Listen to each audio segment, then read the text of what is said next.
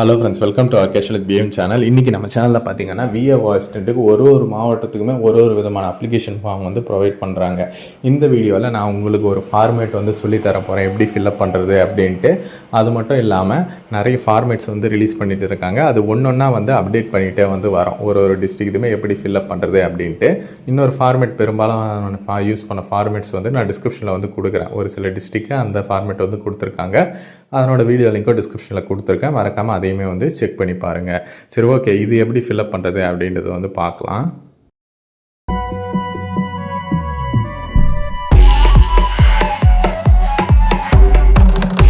Okay friends, VAO assistant application form ஓகேவா. ஒரு சில டிஸ்ட்ரிக்ட்டு என்ன பண்ணுறாங்க அப்படின்னா வேறு மாதிரி வந்து ப்ரொவைட் பண்ணுறாங்க. இந்த மாதிரி ஒரு ஃபார்மேட் வந்து ப்ரொவைட் பண்ணுறாங்க. இன்னொரு ஃபார்மேட் வந்து நான் ஆல்ரெடியே வீடியோஸ் வந்து போஸ்ட் பண்ணியிருக்கேன். அது வந்து நார்மலாக இருக்கும்.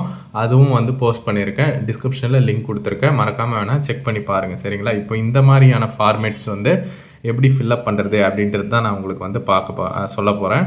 இப்போது கிராம உதவியாளர் பதவிக்கான விண்ணப்ப படிவம்னு கொடுத்தாச்சு. சரிங்களா. இப்போ வந்து ரிஜிஸ்ட்ரேஷன் நம்பர் அப்படின்ட்டு கொடுத்துருக்காங்க பாருங்கள். இதிலே வந்து கொடுத்துட்டாங்க, அலுவலக உதவியாளர் உபயோகத்திற்கு மட்டும் அப்படின்ட்டு. அதாவது ரிஜிஸ்ட்ரேஷன் நம்பர் அதெல்லாம் அவங்க போட்டுப்பாங்க. சரிங்களா. நம்ம ஃபில்அப் பண்ண வேண்டியது இங்கேருந்து ஸ்டார்ட் ஆகுது. விண்ணப்பதாரரின் பெயர் அப்படின்ட்டு கேட்டிருக்காங்க. நீங்கள் வந்து பெயர் வந்து இங்கே எழுதிக்கோங்க. ஓகேவா. தமிழில் வந்து எழுத சொல்லியிருக்காங்க இங்கே. சரிங்களா.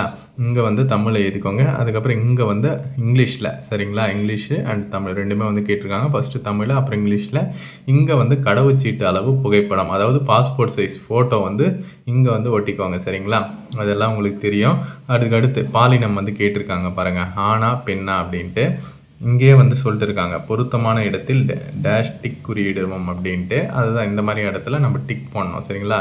ஆணாக இருந்தால் ஆண், இல்லை பெண்ணாக இருந்தால் பெண், இல்லை திருநங்கையாக இருந்தால் திருநங்கை அப்படின்ட்டு ஏதாச்சும் ஒன்று வந்து கொடுத்துக்கோங்க. அதுக்கடுத்து தந்தை பெயர் அல்லது கணவர் பெயர். ஓகேவா. இங்கே வந்து எழுதிக்கோங்க யாருன்னா ஒருத்தர் பேர். அதுக்கப்புறம் வந்து நிலையான என்ன டிக் பண்ணிவிட்டு வேணால் எழுதிக்கோங்க, அப்போ தான் யாருதுன்னு தெரியும். அதுக்கப்புறம் நிலையான முகவரி, உங்களோட பர்மனெண்ட் அட்ரஸ் வந்து எழுதிக்கோங்க. சரிங்களா. வித்து பின்கோடு கேட்டிருக்காங்க. பின்கோடு இங்கே வந்து போட்டுக்கோங்க. சரிங்களா. பின்கோடுக்குன்னு தனியாக கொடுத்துட்டாங்க. டீட்டெயில்டாக இந்த 3 இதில் வந்து எழுதிக்கோங்க. அதுக்கப்புறம் உங்களோட ஆதார் நம்பர், இது உங்கள் எல்லாருக்குமே வந்து தெரியும். அதுக்கடுத்து மொபைல் நம்பர், இது தெரியும். அதுக்கடுத்து இமெயில் ஐடி, இது உங்கள் எல்லாருக்கும் தெரியும். டேட் ஆஃப் பர்த்து போட்டுக்கோங்க. As per 10th mark sheet படி என்ன இருக்கோ அதை வந்து போட்டுக்கோங்க. உங்களுடைய ஏஜ் வந்து போட்டுக்கோங்க. சரிங்களா. 1/7/2025 அப்போ படி கேல்குலேஷன் பண்ணிங்கன்னா உங்களுக்கு என்ன ஏஜ் வருதோ, அதான் இந்த மாதம் தான் என்ன ஏஜ் வருதோ அந்த ஏஜ் வந்து நீங்கள் போட்டுக்கோங்க. சரிங்களா. அடுத்து அரசு பள்ளிகளில் சேர முன்னுரிமை பெற்றவரான்ட்டு கேட்டிருக்காங்க. உங்களுக்கு ஏதாச்சும் முன்னுரிமை வந்து இருந்தால் அதை வந்து இங்கே கொடுக்கலாம். அதாவது ஃபஸ்ட் கிராஜுவேட்டு, ஆதரவற்ற விதவை, மாற்றுத்திறனாளி, எக்ஸ் சர்வீஸ்மேனு, அந்த மாதிரி பல்வேறு விதமான முன்னுரிமைகள் வந்து இருக்குது இல்லையா. உங்ககிட்ட அந்த பிஎஸ்டிஎம் சர்டிஃபிகேட் அதுவுமே வந்து முன்னுரிமை தான். அரசு அதாவது பள்ளிகளில் வந்து நீங்கள் வந்து தமிழ் மீடியம் வந்து படிச்சிருந்தீங்க அப்படின்னா, தமிழ் மீடியம் படிச்சிருந்தாலே முன்னுரிமை தான். சரிங்களா. யாருக்கிட்டையாச்சும் ஆன்லைனில் வாங்கினா பிஎஸ்டிஎம் சர்டிஃபிகேட் இல்லைன்னா சொல்லுங்கள், நான் அப்ளை பண்ணித்தரேன். தமிழ் வழியில் சான்றிதழ் ஓகே, ஆன்லைனில் வாங்க வச்சுன்னு இல்லைன்னா சொல்லுங்கள், நான் அப்ளை பண்ணி கொடுக்குறேன் உங்களுக்கு. சரிங்களா. டிஸ்கிரிப்ஷனில் இருக்கிற நம்பருக்கு எனக்கு வாட்ஸ்அப்பில் மெசேஜ் பண்ணுங்கள். அதே மாதிரி உங்களோட கம்யூனிட்டி சர்டிஃபிகேட்டில் ஃபோட்டோ வச்சு இருக்கா அப்படின்றதையும் வந்து செக் பண்ணிக்கோங்க. அப்படி இல்லாதவங்க சொல்லுங்கள், நான் அப்டேட் பண்ணி தரேன். ஓகேவா. இதுக்கு அப்படி தான் வந்து அப்ளை பண்ணணும். ஓகேவா. அதுக்கடுத்து வந்து அதான் என்ன முன்னுரிமை இருந்தால், ஏதாச்சும் ஒரு முன்னுரிமை இருந்தால் டிக் கொடுத்துட்டு எந்த வகையான முன்னுரிமை அப்படின்றத வந்து இங்கே வேணால் எழுதிக்கோங்க. எழுதிட்டு அதுக்கான ஜெராக்ஸ் வந்து அட்டாச்மெண்ட் பண்ணிவிடுங்க. சரிங்களா. அதுதான் சொல்லியிருக்காங்க. அதுக்கப்புறம் நீங்கள் மாற்றுத்திறனாளியா இல்லையான்னு வந்து கேட்குறாங்க. எதுவோ டிக் பண்ணிக்கோங்க. சப்போஸ் மாற்றுத்திறனாளியாக இருந்தால் எத்தனை சதவீதம் ஊனம் அப்படின்ட்டு கேட்டிருக்காங்க. பர்சன்டேஜ் எழுதிக்கோங்க.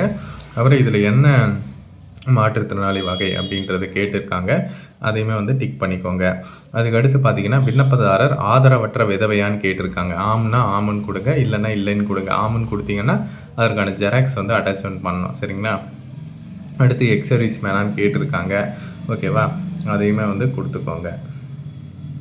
அதுக்கடுத்து பார்த்தீங்கன்னா விண்ணப்பதாரின் கல்வி தகுதி, உங்களோட குவாலிஃபிகேஷன் என்ன அப்படின்ட்டு கேட்குறாங்க. நீங்கள் என்ன படிச்சிருக்கீங்களோ இங்கே வந்து கொடுங்க. அதற்கான எஜுகேஷன் சர்டிஃபிகேட்ஸுமே அட்டாச்மெண்ட் பண்ணிவிடுங்க. அதுக்கப்புறம் உங்களுக்கு வந்து டிரைவிங் லைசன்ஸ் வந்து இருக்கா அப்படின்ற மாதிரி சொல்லியிருக்காங்க. 2 வீலர் தான் கேட்டிருக்காங்க. ஓகேவா. டூ வீலர் டிரைவிங் லைசன்ஸ் இருந்தால் எஸ்ன்னு கொடுத்து இங்கே வந்து டிரைவிங் லைசன்ஸ் நம்பர் எழுதிக்கோங்க. இல்லைன்னா இல்லைன்னு வந்து கொடுத்துக்கோங்க. நீங்கள் அதே மாதிரி எஸ் கொடுத்தீங்கன்னா அதுக்கான ஜெராக்ஸுமே அட்டாச்மெண்ட் பண்ணோம் அப்படின்ற மாதிரி சொல்லியிருக்காங்க. எக்ஸ்பிரி டேட்டுமே வந்து கேட்டிருக்காங்க, எப்போ வந்து அது முடியுது அப்படின்ட்டு. கம்பல்சரின்ட்டு மென்ஷன் பண்ணல, பட் இருந்தால் வந்து நீங்கள் அட்டாச்மெண்ட் வந்து பண்ணிக்கோங்க. ஓகேவா? இப்போ ஃபஸ்ட் பேஜ் வந்து நம்ம முடிச்சாச்சு. செகண்ட் பேஜ் என்னென்னலாம் கொடுத்துருக்காங்க அப்படின்றத வந்து பார்க்கலாம். இப்போ பார்த்தீங்கன்னா நீங்கள் எந்த மதத்தை சார்ந்தவங்க அப்படின்ற மாதிரி கேட்குறாங்க. இதில் எந்த மதமோ அதை வந்து டிக் பண்ணிக்கோங்க. அதுக்கடுத்து பார்த்தீங்கன்னா நீங்கள் வந்து எந்த உட்பிரிவு சாதி வந்து கேட்குறாங்க. அதாவது எஸ்சியா, எஸ்சிஏவா, இல்லை எஸ்சியா, எஸ்டியா, எம்பிசியா என்னவோ அதை வந்து நீங்கள் வந்து கொடுத்துக்கோங்க. சரிங்களா? வேணா கேஸ்ட் வேணுன்னா எழுதிக்கோங்க உள்ள.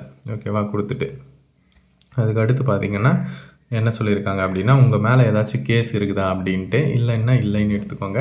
இருந்துச்சுன்னா என்ன கேஸுன்றதை எழுதிக்கோங்க. ஓகேவா? அது ஆல்ரெடி நீங்கள் ஏதாச்சும் கிரிமினல் கேஸில் உங்களுக்கு ஏதாச்சும் தண்டனை கொடுத்துருக்காங்களா அப்படின்ட்டு. இல்லைன்னா சிம்பிளாக நோன்னு வந்து கொடுத்துக்கோங்க. அதுக்கப்புறம் என்னென்ன ஜெராக்ஸ் எல்லாம் அட்டாச்மெண்ட் பண்ணியிருக்கீங்கன்றதை வந்து டிக் பண்ணிக்கோங்க. சரிங்களா? முக்கியமாக இதில் இருக்கிறது எல்லாம் வேணும்னா இருந்தால் அட்டாச்மெண்ட் வந்து பண்ணிக்கோங்க. சரிங்களா? அதுக்கப்புறம் பார்த்தீங்கன்னா இதெல்லாம் மற்ற டிஸ்ட்ரிக்டில் வந்து சொல்லலை, ஆனால் இந்த டிஸ்ட்ரிக்டில் வந்து புதுசாக வந்து சொல்லியிருக்காங்க. இந்த மாதிரி ஃபார்மில் சுய முகவரியிட்ட 2 அஞ்சல் உரை அஞ்சல் வில்லை ஒட்டி அனுப்ப வேண்டும் அப்படின்ட்டு கொடுத்துருக்காங்க. அதாவது இந்த போஸ்ட் கவர் உங்கள் எல்லாருக்குமே வந்து தெரியும் இல்லையா? இந்த மாதிரி போஸ்ட் கவரு இதில் தான் வந்து நம்ம சென்ட் பண்ண போகிறோம். ஓகேவா?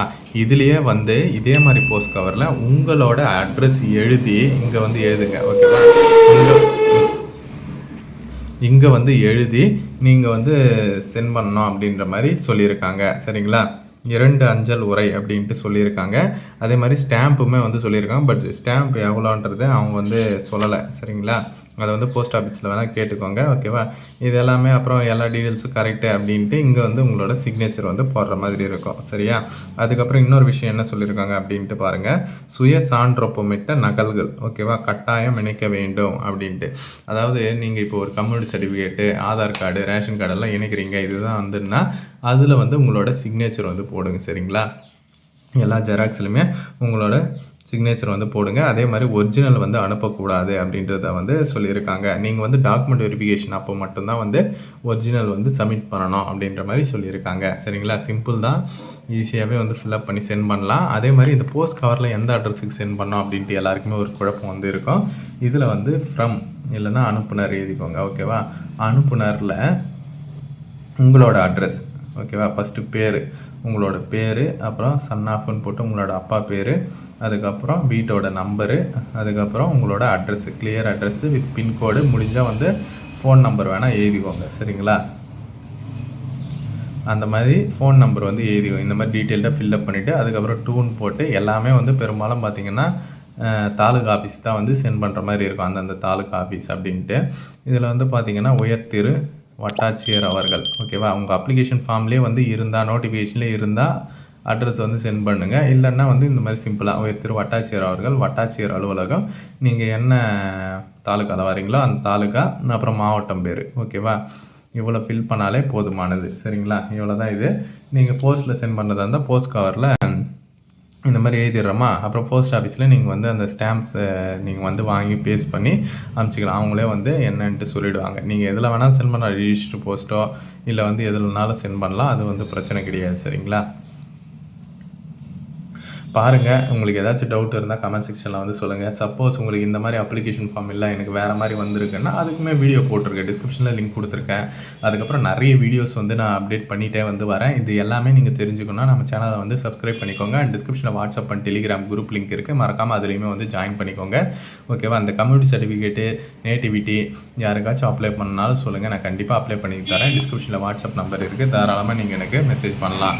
ஓகே ஃப்ரெண்ட்ஸ், தேங்க்ஸ் ஃபார் வாட்சிங். உங்கள் ஃப்ரெண்ட்ஸுக்கு மஸ்ட்டாக இதை வந்து ஷேர் பண்ணுங்கள். எல்லாருமே வந்து தெரிஞ்சுக்கணும், எல்லாருக்கும் இந்த வீடியோ போய் சேரணும். ஓகே ஃப்ரெண்ட்ஸ், தேங்க்ஸ் ஃபார் வாட்சிங்.